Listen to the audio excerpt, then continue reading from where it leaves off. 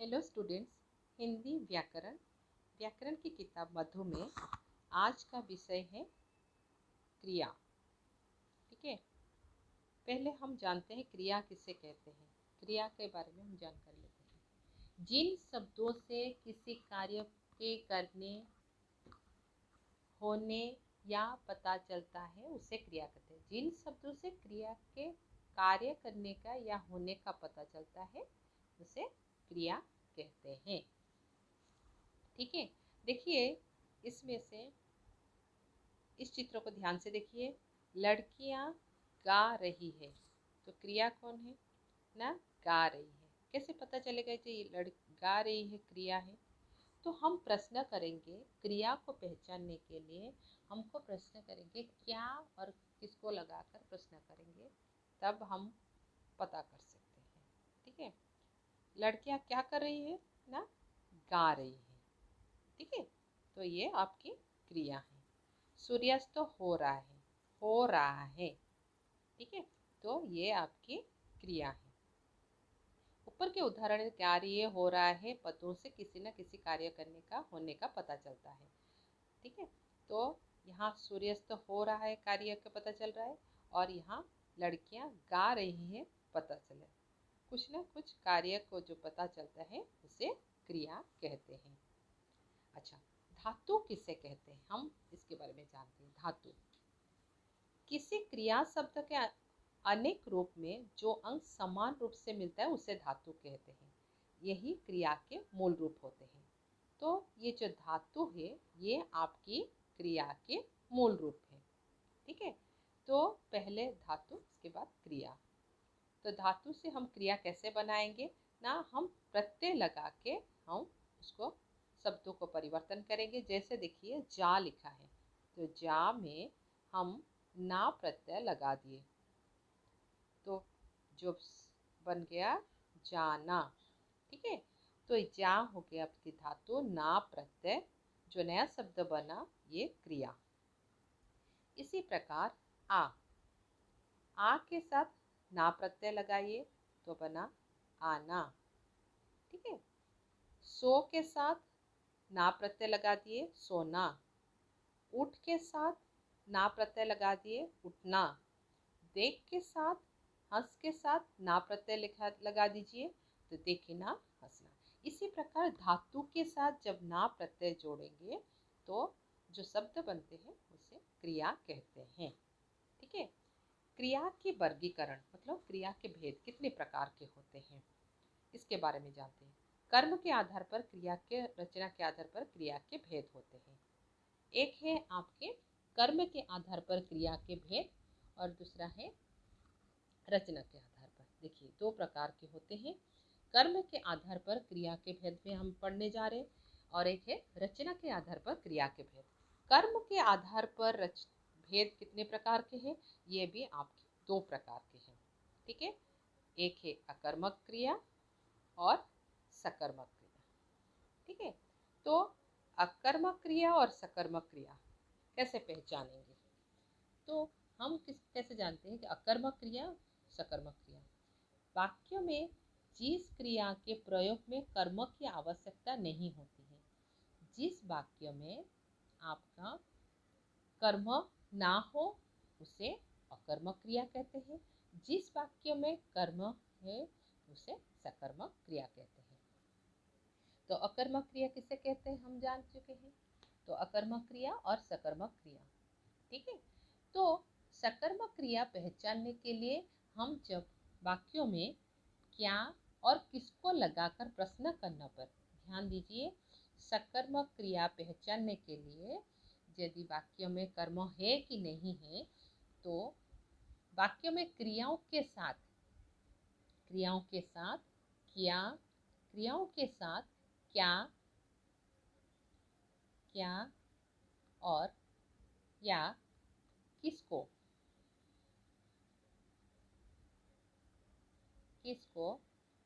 लगाकर प्रश्न करने पर यदि कोई उत्तर प्राप्त होता है तो ये कर्म होता है, वाक्य में कर्म होता है, वो क्रिया सकर्मक होती है। ठीक है, यदि क्या और किसको करने पर यदि आपका उत्तर प्राप्त ना हो तो ये आपके अकर्मक क्रिया है। ठीक है बच्चों, तो अकर्मक क्रिया वाक्य में जिस क्रिया का प्रयोग कर्म की आवश्यकता नहीं होती है तो क्रिया का प्रभाव सीधे सीधे किसके ऊपर पड़ते हैं ना, वो क्रिया का सकर्मक अकर्मक क्रिया में हो जाते हैं। ऊपर के वाक्यों में देखिए, क्रिया का प्रभाव सीधे कर्ता पर पड़ता है उसे अकर्मक क्रिया कहते हैं।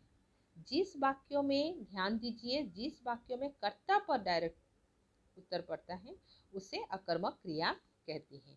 जैसे माँ हंस रही है, तो प्रश्न कीजिए माँ क्या और किसको करके प्रश्न कीजिए। यदि कर्म ना हो, इसमें कर्म नहीं है, क्रिया है, हंस रही है, ठीक है, तो इसमें कर्म ना हो तो ये आपकी अकर्मक क्रिया है। खरगोश तेज दौड़ता है, क्या दौड़ता है प्रश्न करो, कर्म नहीं है तो इसीलिए इसमें क्रिया दौड़ता है तो ये अकर्मक, कर्म ना हो। हाथी नदी में नहाता है, क्या और किसको करके प्रश्न कीजिए, क्या नहाता है, किसको नहाता है, ऐसे प्रश्न करने से कर्म नहीं है तो ये आपकी अकर्मक क्रिया है। ठीक है बच्चों, तो इसी प्रकार माँ खरगोश हाथी करता है, तो इसमें से ये माँ और खरगोश और हाथी ये दोनों करता है, और हंस रही है, दौड़ता है और नहाता है, ये तीनों क्रिया है, इसमें कर्म नहीं है। ठीक है। सकर्मक क्रिया, जिन क्रियाओं में कर्म की आवश्यकता होती है उन्हें सकर्मक क्रिया कहते हैं। मैंने पहले भी बता चुकी हूँ, क्या और किसको लगाकर प्रश्न कीजिए। ठीक है, तो इसमें पता चलता है ये सकर्मक क्रिया कौन सा है। सकर्मक क्रिया की पहचान करने की, ओके, इसमें उसके बाद आइए सकर्मक क्रिया की भेद। फिर सकर्मक क्रिया की भेद कितने प्रकार के होते हैं। एक कर्मक क्रिया, द्विकर्मक क्रिया, वो भी दो प्रकार के होते हैं। एक कर्मक क्रिया किसे कहते हैं, जिन क्रियाओं का एक ही कर्म होता है। हाँ, जिन वाक्यों में भी एक ही कर्म होता है, जिन क्रियाओं में एक ही कर्म होता है, ये एक कर्मक क्रिया कहते हैं। ठीक है, आज जिन वाक्यों में या क्रियाओं में दो कर्म होते हैं, जिन सकर्मक क्रियाओं के दो कर्म होते हैं उसे द्विकर्मक क्रियाएं कहते हैं। ठीक है बच्चों, देखिए आपको इसमें किताब में देखिए या इसमें देखिए, माली पौधा को सींच रहा है, माली पौधा को सींच रहा है, तो यहाँ पर जो माली पौधा को सींच रहा है, तो इसमें कर्म कितने हैं, मालिक क्या कर रहा है ना, पौधों को सींच रहा है, तो प्रश्न इसमें कर्म एक है। ठीक है, ये कर्म है। ठीक है, और ये माली आपकी कर्ता है और सींच रहा है आपकी क्रिया है, जिसमें एक कर्म होते हैं उसको एक कर्म क्रिया कहा जाता है। ठीक है, द्विकर्म, जिन सकर्म क्रियाओं के दो कर्म होते हैं। ठीक है, पिताजी ने राकेश को नए जूते दिलवाए, तो इसमें दो कर्म क्या है ना, राकेश को नए जूते, दो कर्म होते हैं। ठीक है, तो इसमें द्विकर्मक क्रियाएं कहते हैं।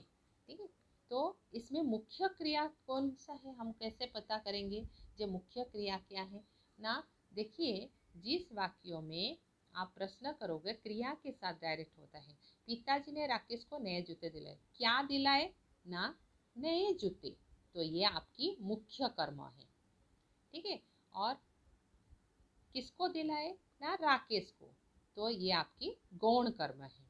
ठीक है, तो आपकी ये मुख्य कर्म है, ये गौण कर्म है, दो कर्म है, तो इसलिए द्विकर्मक क्रियाएं कहा जाता है। ठीक है, तो इसी प्रकार इन वाक्यों में दो कर्म होते हैं, लता उपहार, राकेश जूते, गाय रोटी, इन वाक्यों को द्विकर्मक कहते हैं।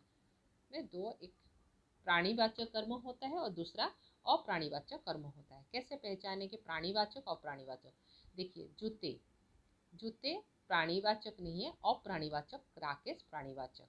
ठीक है, तो आपको पता है जिसमें जॉन होते हैं वो प्राणीवाचक, ये अप्राणीवाचक, तो ये आपकी मुख्य कर्म है, ये गौण कर्म होते हैं। ठीक है बच्चों, रचना के आधार पर क्रिया के भेद। ठीक है, रचना के आधार पर क्रिया के कितने भेद होते हैं ना? 4 भेद होते हैं। प्रेरणात्मक क्रिया, संयुक्त क्रिया, नाम धातु क्रिया, पूर्वकालिक क्रिया। ठीक है, पूर्वकालिक क्रिया। फिर प्रेरणात्मक क्रिया किसे कहते हैं, हम इसके बारे में जानते हैं। प्रेरणात्मक क्रिया जिन क्रियाओं को कर्ता स्वयं ना करके, ध्यान दीजिए, कर्ता खुद काम ना करके किसी दूसरे को उन्हें करने के लिए प्रेरित करता है। इसमें कर्ता खुद काम ना करके दूसरे को काम करने के लिए प्रेरित करते हैं, उन्हें प्रेरणात्मक क्रिया कहा जाता है। तो प्रेरणात्मक क्रिया पहचानने के लिए जिसमें कर्ता खुद काम ना करके दूसरे को द्वारा काम करवाते हैं, उसे प्रेरणात्मक क्रिया कहा जाता है। देखिए, माँ दर्जी से कपड़े सिलाए, तो माँ दर्जी से कपड़े सिलवाए, तो माँ ने कपड़े किसके द्वारा करवाए ना? दर्जी के द्वारा काम करवाए। ठीक है, तो ये आपकी प्रेरणात्मक क्रिया। पिताजी ने अनु से ऋतिक को पैसा भिजवाया, पिताजी ने अनु से ऋतिक, तो किसके द्वारा भिजवाए ना? अनु के द्वारा कार्य करवाए, तो इसीलिए ये प्रेरणात्मक क्रिया। ठीक है, ओके। तो प्रथम प्रेरणात्मक क्रिया कैसे पहचाने? फिर उसमें से प्रेरणात्मक क्रिया में से देखिए, प्रेरणात्मक क्रिया 2 प्रकार के होते हैं, प्रथम प्रेरणात्मक क्रिया, द्वितीय प्रेरणात्मक क्रिया। ध्यान दीजिए, प्रथम प्रेरणात्मक क्रिया, द्वितीय प्रेरणात्मक क्रिया। कैसे पहचानेंगे ये प्रथम प्रेरणात्मक क्रिया? जिन क्रियाओं में कर्ता स्वयं को प्रेरणा देते हुए प्रतीत होता है। ध्यान दीजिए, प्रथम प्रेरणात्मक क्रिया में कर्ता स्वयं को प्रेरणा देते हुए प्रतीत होते हैं। अर्थात कर्ता क्रिया स्वयं करता है, कर्ता क्रिया स्वयं करता है, वो प्रथम प्रेरणात्मक क्रिया कहते हैं। जैसे सरला भाई को पाठ पढ़ाती है। ठीक है, देखिए, तो प्रथम प्रेरणात्मक। द्वितीय प्रेरणात्मक क्रिया किसे कहते हैं? जिन क्रियाओं को कर्ता स्वयं ना करके, इसमें कर्ता स्वयं ना करके दूसरों को करवाने के लिए प्रेरित करता है। द्वितीय प्रेरणात्मक क्रिया में क्या होता है? ध्यान दीजिए, कर्ता स्वयं ना करके दूसरों के द्वारा कार्य करवाते हैं, कर्ता स्वयं ना करके दूसरों के द्वारा काम करवाने के लिए प्रेरित करते हैं, उन्हें द्वितीय प्रेरणात्मक क्रिया कहते हैं। ठीक है, प्रथम प्रेरणात्मक क्रिया में क्या है? कर्ता स्वयं प्रेरणा देते हुए, खुद किसी को प्रेरणा देते हुए प्रतीत होता है, तो इसे प्रथम प्रेरणात्मक क्रिया कहते हैं। सरला भाई को पाठ पढ़ाती, तो डायरेक्ट है, सरला भाई को प्रेरणा दे रही है पढ़ने के लिए। परंतु द्वितीय प्रेरणात्मक क्रिया ने डॉक्टर नर्स से रोगी को दवा दिलाई, डॉक्टर ने खुद नहीं दिए, नर्स के द्वारा कार्य करवाए, तो इसीलिए ये द्वितीय प्रेरणात्मक क्रिया। यहाँ सरला भाई को पाठ पढ़ाती है, खुद वो डायरेक्ट बच्चों को पढ़ा रही है, भाई को पढ़ा रही है, ये किसी के द्वारा कार्य करवा रहे हैं, तो द्वितीय प्रेरणात्मक क्रिया। संयुक्त क्रिया किसे कहते हैं? जब 2 से अधिक क्रिया शब्द मिलकर पुनः क्रिया का ज्ञान करवाते हैं। ठीक है, ये संयुक्त क्रिया किसे कहते हैं? जब 2 या 2 से अधिक क्रिया, ध्यान दीजिए, 2 या 2 से अधिक क्रिया शब्द मिलकर पुनः क्रिया का ज्ञान कराते हैं, उसे संयुक्त क्रिया कहते हैं। ठीक है, अब मुझे पढ़ने दो। देखिए, अब मुझे पढ़ने दो, लोग तो इसमें कैसे पहचानेंगे ना? 2 क्रिया पढ़ने और 2, इसमें 2 क्रिया हैं। देखिए, यहाँ पर पढ़ने और 2 क्रिया हैं इसमें, तो इसीलिए संयुक्त क्रिया क्यों कहा जाता है ना? जब 2 या 2 से अधिक क्रिया शब्द मिलकर पुनः क्रिया बनते हैं, जब 2 या 2 से अधिक क्रिया बनकर जब बनते हैं, तो भी ये संयुक्त क्रिया कहते हैं। तो इसमें लिखा है अब मुझे पढ़ने दो, तो इसमें पढ़ना और 2, तो ये जो दोनों है शब्द, पढ़ने और 2, ये दोनों शब्द है दोस्तों, ये संयुक्त क्रिया है, क्योंकि 2 क्रिया मिल गए। ठीक है, लोग सभा से उठने जा रहे थे, देखिए कितने सारे शब्द हैं, उठते जा रहे थे, तो इतने सारे क्रियाओं को मिलाने से होते हैं, तो इसे संयुक्त क्रिया कहा जाता है। इन वाक्यों में दो क्रियाओं को पढ़ने और दो उठते और जा रहे थे, सो और चुकी है, ये सारे चुके क्रियाओं को संयुक्त क्रिया कहा जाता है। ठीक है, इसी प्रकार आप को ध्यान दीजिए। ठीक है, अच्छा ध्यान दीजिए, संयुक्त क्रिया में पहली क्रिया मुख्य, संयुक्त क्रिया में क्या क्या है ना, पहली क्रिया मुख्य और दूसरी रंजक क्रिया कहलाती है। ये देखिए, जो जिसमें दो दो क्रिया हैं, जो पहली क्रिया होते हैं उसको मुख्य क्रिया और दूसरी को रंजक क्रिया कहा जाता है। जैसे पढ़ने, उठते, सो थे, चुकी थी, रंजक सहायक क्रिया हो गए। ठीक है, तो ये जो उसके बाद जो क्रिया होते हैं उसे सहायक क्रिया कहा जाता है, सहायक क्रिया। और पहले क्रिया जो होते हैं वो मुख्य क्रिया कहा जाते हैं। ठीक है, तो इसी प्रकार पढ़ने दो, तो पढ़ने हो गया आपकी मुख्य क्रिया, दो हो गया आपकी सहायक क्रिया। नाम धातु क्रिया, जो क्रियाएं संज्ञा, सर्वनाम, विशेषण, अनुकरण शब्दों का आदि से बनाई जाती है उसे नाम धातु क्रियाएं कहते हैं। जैसे बात, बतियाना, गरम, गरमाना, खट खट खट खट खट खटखटियाना आदि, ये नाम धातु क्रियाएं हैं। ठीक है बच्चों, इसी प्रकार आपको पूर्वकालिक क्रिया किसे कहते हैं, वाक्य में मुख्य क्रिया से पहले, ध्यान दीजिए, पूर्वकालिक क्रिया किसे कहते हैं।